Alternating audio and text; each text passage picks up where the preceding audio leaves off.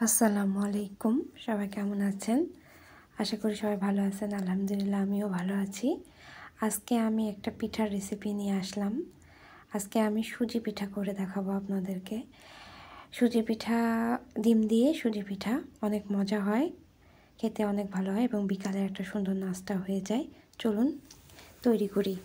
প্রথমে একটা পাত্র নিলাম, আর এখানে আমি সুজি নিয়েছি, ডিম নিয়েছি, লবণ আর একটু চিনি। এই সামান্য উপকরণ দিয়ে একটা সুন্দর পিঠা বানাবো। প্রথমে ডিমটা ভেঙে নিলাম, তারপরে ডিমটাকে আমি একটু ফেটে নেব। এর মধ্যে আমি এখন ডিমটা একদম ভালো করে ফেটে নেব। ডিমটা ফাটানো হয়ে গেলে আমি সুজি দিব এর মধ্যে। প্রথমে সম্পূর্ণ সুজিটা দিলাম না, অল্প একটু সুজি দিলাম, আর একটু সুজি রেখে দিয়ে আমি সেটা দিয়ে ডিমটার মিশ্রণটাকে মেখে নিলাম।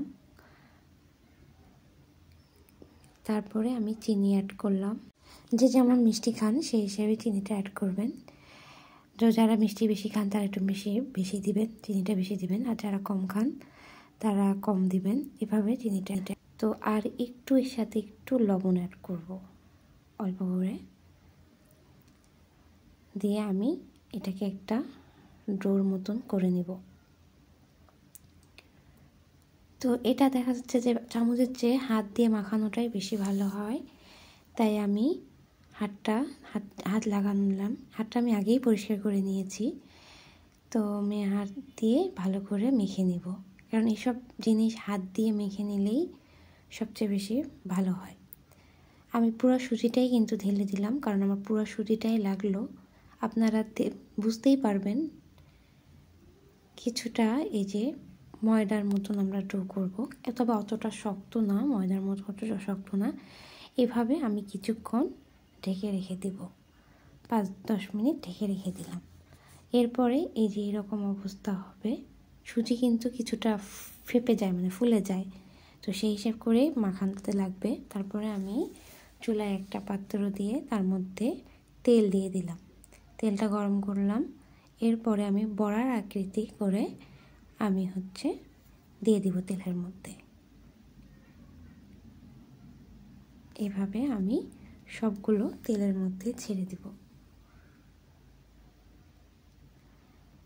তারপরে আমি ভেজে নিব। এই সময় চুলার আঁচটা খুব আস্তে দিতে হবে, কারণ বেশি জোরে দিলে দেখা যাবে যে পুড়ে যাবে, কারণ খুব তাড়াতাড়ি এই পিঠাটা লাল হয়ে যায়।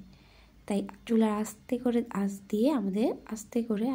দিয়ে ভেজে নিতে হবে, তাহলে ভিতর থেকে সুন্দর করে ভাজা হয়ে যাবে।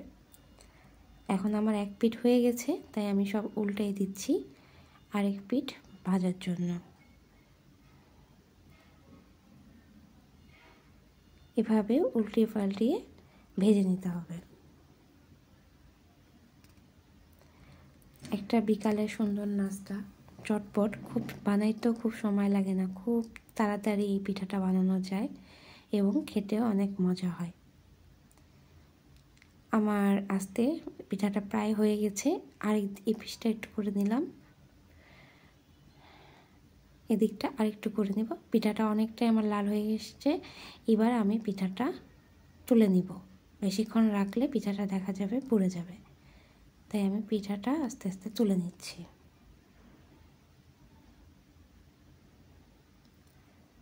পিঠাটা তুলে নিলাম, হয়ে গেছে আমার পিঠা। একটা পিঠা ভাজা শেষ হয়ে গেল। এই যে এই পিঠাটা অনেক মজার এবং মুচমুচে হয়। সুজি পিঠা আপনারা একবার ট্রাই করতে পারেন। আল্লাহ হাফেজ।